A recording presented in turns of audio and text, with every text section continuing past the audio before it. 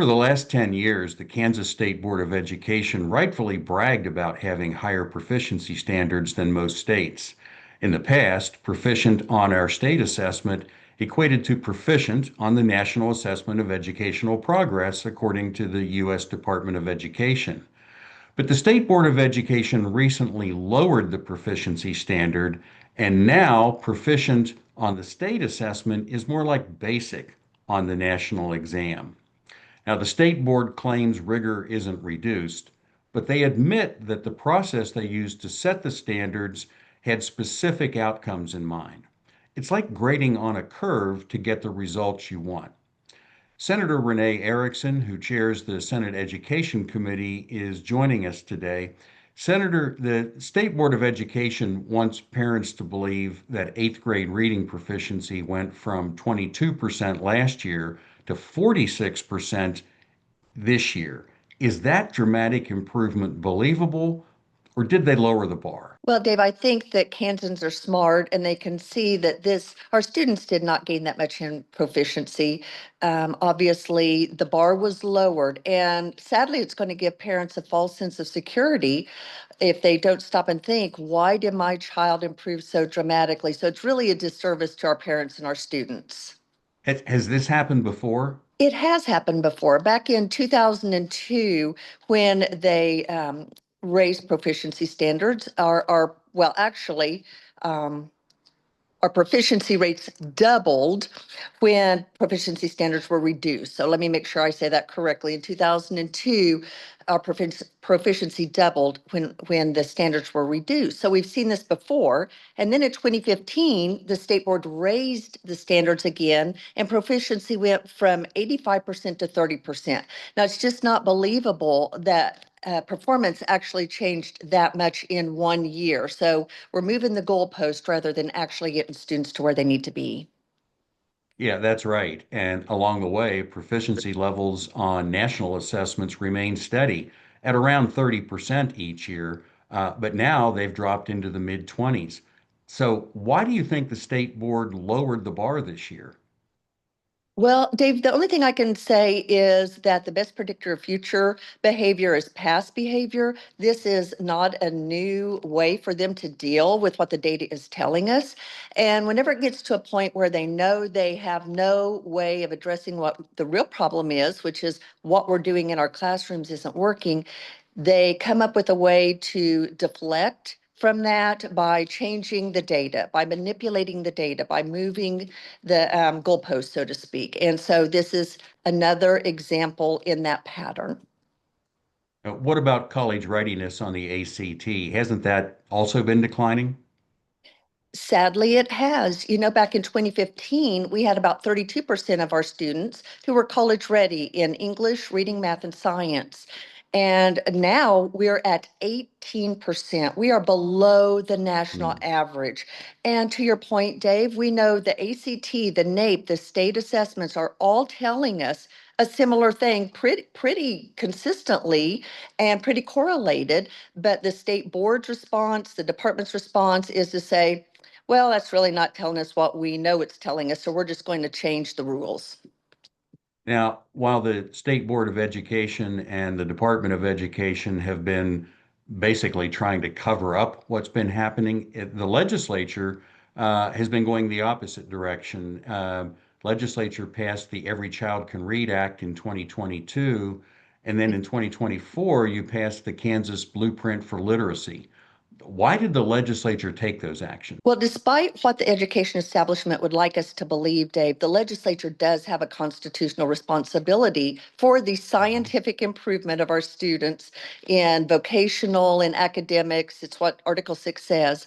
And when we continue to see our students be harmed by not being able to read, by not being able to do math, by not getting the education that they deserve, it is our responsibility and obligation to step in and say, why are we seeing this? And if the department won't take steps to correct it, the legislature must. And so that's why we did the Every Child Can Read Act. We are in a literacy crisis. The legislature had to do something. And so these were the initiatives we came up with. And what is the legislature's intent behind both of these bills? Absolutely, to get our students proficient in reading when almost a third of our students are basically illiterate. And we have 60% of our third graders, Dave, who aren't on grade level. This is a crisis and it's a disservice. And we know the outcomes of students who struggle with literacy. Their future is not bright. And we are doing a disservice to those kids when we know that 95% of all students, given the right support and resources, can learn to read on grade level. And we are well below that. So we have got to have a sense of urgency. We've got to right this ship for the sake of our kids. So, if I recall correctly, these bills require things like science of reading instruction using phonics and other back to basic proven methods of teaching kids how to read. And then you ask the department to require, or you require them to demonstrate improvement as a condition of being accredited. That's been law's been on the books for a long time, but we're seeing declines instead of progress. Uh, do you think that the education system has responded as you hoped?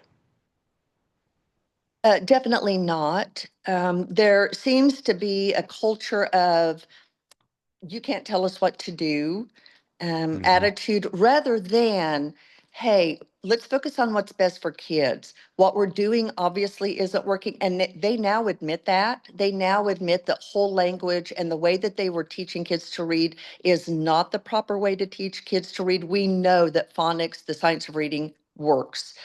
And so they've admitted that.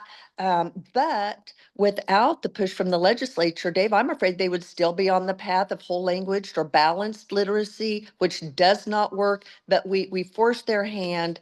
And I wish they would have tried to right the ship years ago when we saw scores decline when they implemented whole language and balanced literacy, that they would have said, this doesn't work. We need to self-correct rather than us lose a couple generations of readers. Yeah, the Every Child Can Read Act had requirements to demonstrate that they're using the science of reading, and Mhm. you're supposed to be getting reports each year from each district showing how, so you can track progress. But we've discovered recently that the Department of Education hasn't been collecting all of that data, and that makes it harder to track progress. Just like, well, and with you did the same thing with the blueprint for literacy. You wanted, for the first time ever, there was a specific goal put in place in state law of wanting to go from 33% proficient in 2023 to 50% proficient by 2033, and having no less or no more than 10% of kids in the lowest level with limited abilities. But with these no low standards, are you going to be able to track that progress? No. And we had tried to address that because we know this is what they typically try to do. Rather than meet the expectation, they move the goalpost. And so we knew they would try that. We put a law that said they cannot do what they're doing. They cannot change the standards in order to necessitate a new assessment. And so they say, well, we didn't change the standards. We changed the assessment. We changed the cut scores. They knew the intent, the legislative intent was for us to have longitudinal data. Dave, how are we to know that what we're doing in putting out the science of reading, and is that what's making the difference for our kids? We will not know without consistent assessments and longitudinal data. And so they knew that was the intent of the legislature, but decided to move forward with changing it anyway. Yeah, and that's a real shame because this isn't about, I mean, putting targets in and tracking progress isn't about pointing fingers at anyone. It's not No. trying to make anyone feel bad. It's trying to make sure that we do our constitutional duty of academically preparing students for life after high school.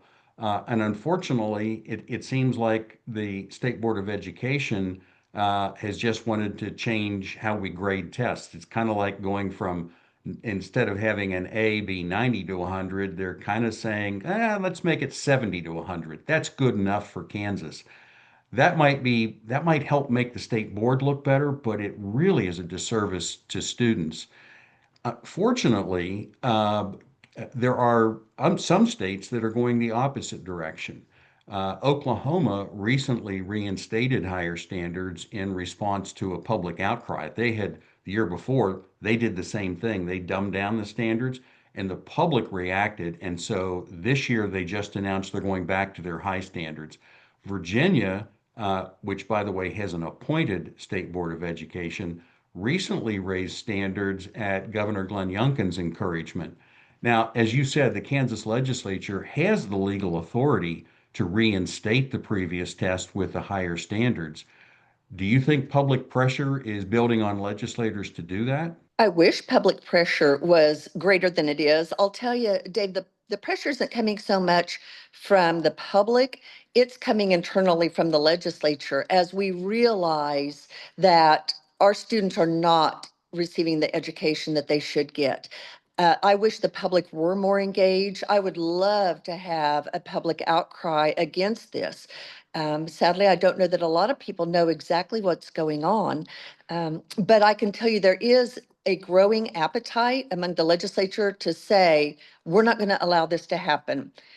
We are going to go back to the test so that we can have the original intent, which is to be able to measure real tangible student outcomes and not move the goalpost so that we know if what we're doing in literacy is working or not. And if it isn't, then we need to adjust for the sake of our kiddos. But we'll see what happens. I hope we have the appetite to make the change and say the state board cannot do that. Our problem, Dave, hasn't been that we aren't putting in policy that should really help fix the problem. It's we don't have the teeth in the policy to make sure that it's happening for our kids. And I wish we didn't have to. I wish everyone would just do what is right for the sake of our kids. But we're going to have to put teeth into every piece of policy, I'm afraid, from now on until we get the right people making the decisions for the education of our kids in Kansas. Yeah, well, the ideal teeth is to exercise the existing legal authority to reject these low standards and have the legislature order the State Board of Education to return to the previous test and the previous high standards.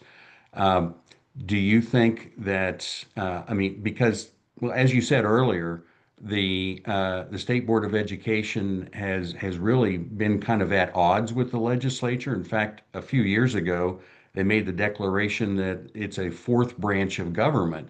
And so it seems like they're kind of putting the legislature in a position of you either have to reject these and order them back to high standards or be seen as acquiescing to their position and accepting low standards.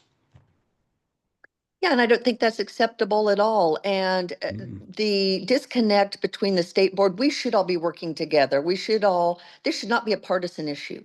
It should be, we're going to do what's in the best interest for our kids. It is a partisan issue, sadly.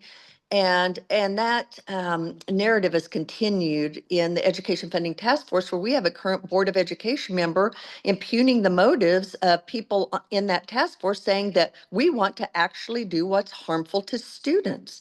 And to me, that type of rhetoric is beyond the pale. It should have no place in discussions of what's good for our kids and what's Yeah. not. But it benefits them to keep that rhetoric going and distract from student outcome and achievement. And I'm going to be a broken record on that. I hope others will join me. I think their narrative is wearing thin with a lot of people. I think families have woken up. I think students are waking up, and that it's no longer getting the traction that it used to, I think, a few years ago pre-COVID. Yeah, well, as we wrap this up, Senator, I want to thank you for joining us today. You have been a real champion for students in your time in the legislature, and I know it predates that, your time in the classroom and as a principal. You've been involved in education one way or another pretty much throughout your entire adult life, and it shows. And it's, as you said, this shouldn't be a partisan issue. It is. It's in some cases, it's not the partisan that most people think of Democrat versus Republican. It's more of a, are you student focused or are you system focused? Yeah. And by default, unfortunately, a lot of legislators and others are system focused. So Again, thank you for joining us, and we wish you the best in getting us back to having high standards in Kansas. Thank you, David. It's been a pleasure. Thanks.